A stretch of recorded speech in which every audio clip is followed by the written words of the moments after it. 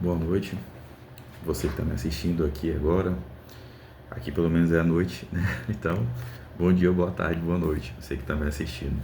Seja bem-vindo ao canal.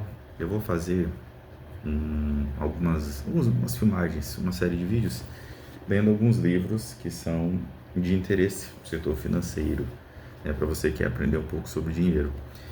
Esse primeiro que eu vou iniciar essa série é a Psicologia Financeira, de Morgan Russell. Ele traz a seguinte subtitulação: Lições atemporais sobre fortuna, ganância e felicidade. Né? Logo aqui, na introdução, ele traz o seguinte, né? O maior espetáculo da Terra. Vou fazer a leitura aqui para vocês. Durante a faculdade, trabalhei como manobrista em um hotel chique de Los Angeles. Um hóspede recorrente era um executivo da área de tecnologia. Ele era um gênio que, aos 20 anos, projetara e patenteara um componente essencial em roteadores Wi-Fi. Fundara e vendera várias empresas. Era extremamente bem-sucedido. Além disso, ele tinha um relacionamento com o dinheiro que eu descreveria como um misto de insegurança e inconsequência infantil. Deixa eu só ajeitar aqui a câmera. Belezinha. O homem sempre andava com um maço enorme de notas de $100, que exibia para todos que queriam ver e para muitos que não queriam. Quando estava bêbado, quase sempre se gabava da sua riqueza em alto e bom som, para todo mundo ouvir, e a troco de nada.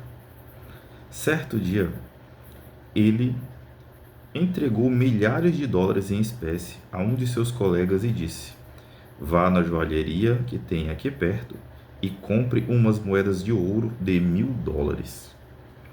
Após uma hora com as moedas em mãos, o executivo de tecnologia e seus amigos foram até um cais com vista para o Oceano Pacífico. Começaram então a jogar moedas no mar, fazendo-as quicar como se fossem pedrinhas, gargalhando enquanto discutiam sobre quem conseguira fazer as moedas chegarem mais longe, só por diversão. Alguns dias depois, ele quebrou uma luminária de um restaurante do hotel. O gerente disse ao executivo que era uma luminária de $500 e que ele teria que arcar com o prejuízo.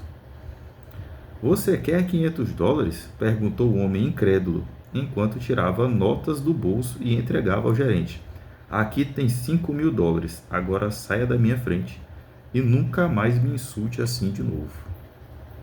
Você deve estar se perguntando, por quanto tempo é possível manter esse tipo de comportamento? E a resposta é, bem pouco. Alguns anos depois, descobri que o executivo tinha perdido tudo. A premissa deste livro é que o sucesso financeiro tem menos a ver com a sua inteligência e muito mais a ver com seu comportamento. E a forma como alguém se comporta é uma coisa difícil de se ensinar, mesmo para pessoas bastante inteligentes.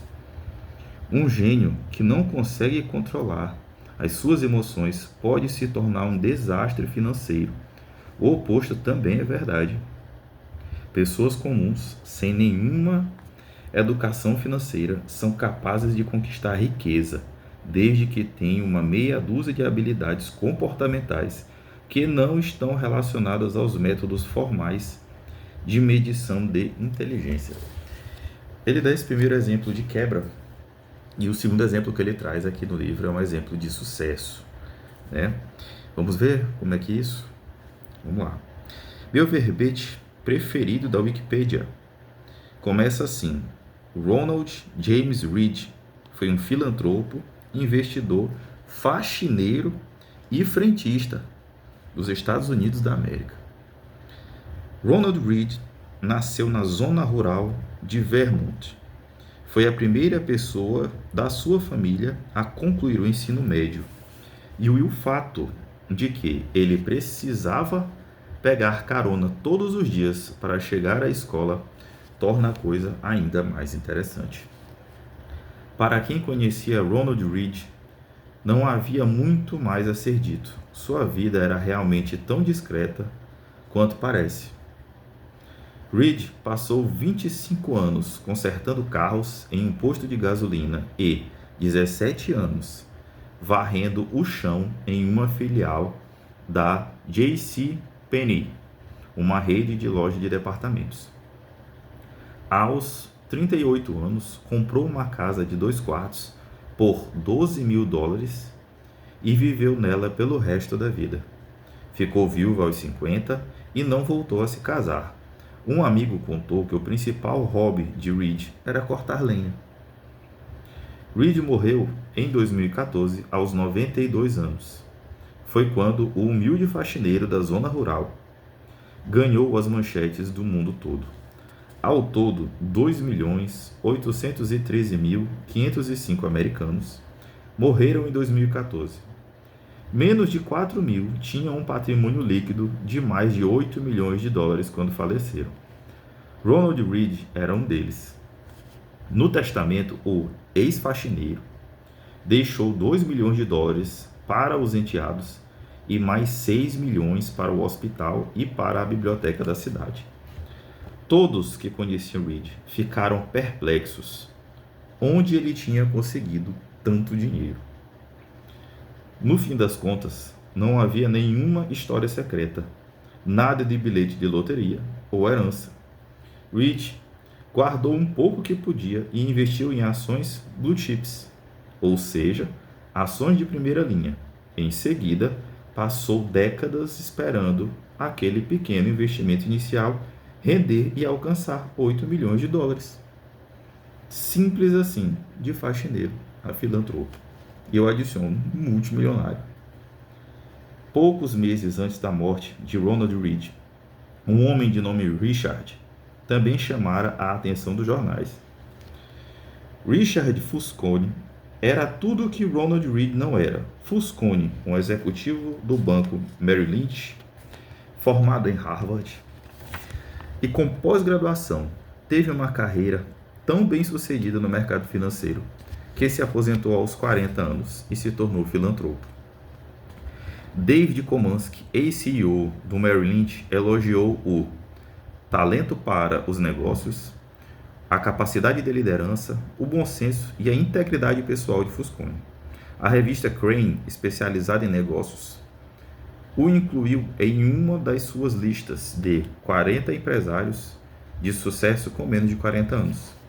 Mas eis que, à semelhança do executivo de tecnologia que jogava moedas de ouro no mar, tudo veio abaixo.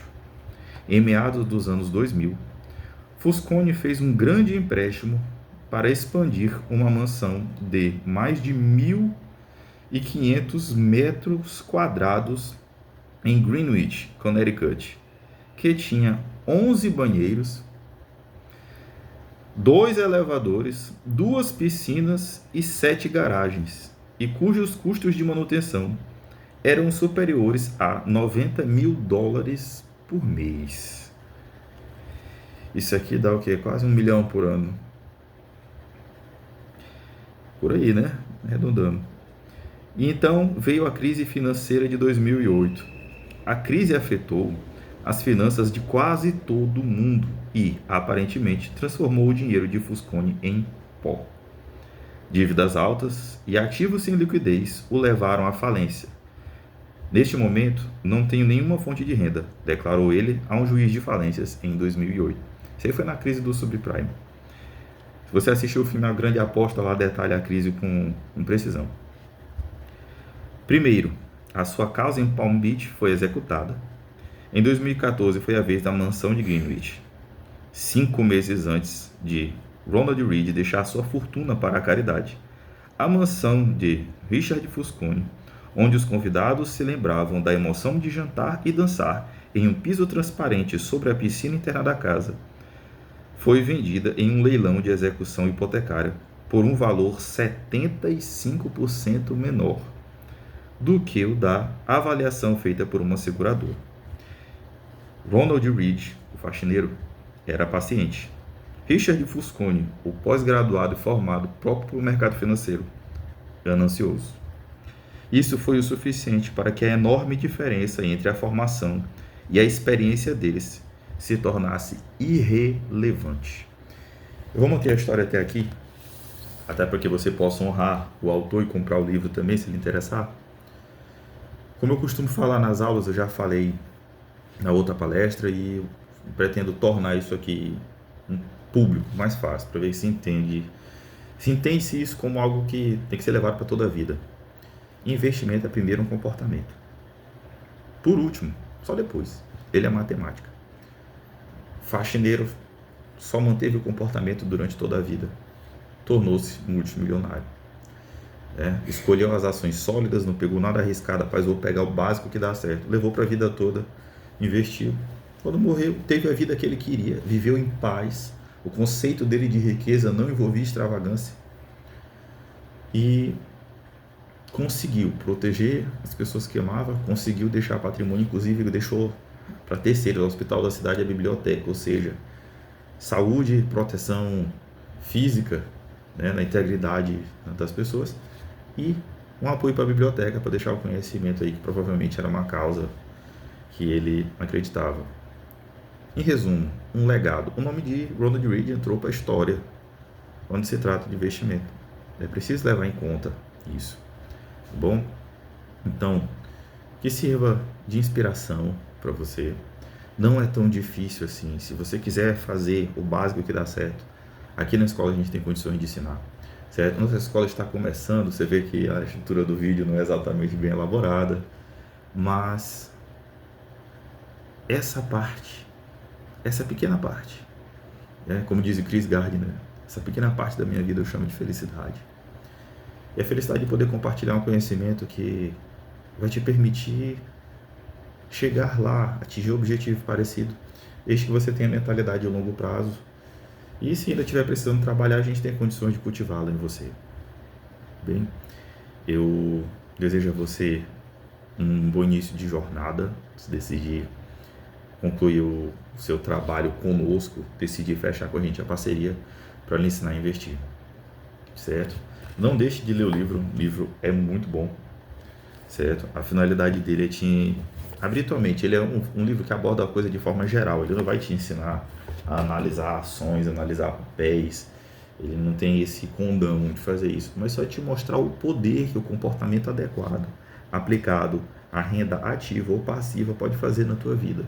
Sobretudo, como fechar os ralos de dinheiro que vem através de maus comportamentos, que podem prejudicar todo o teu esforço.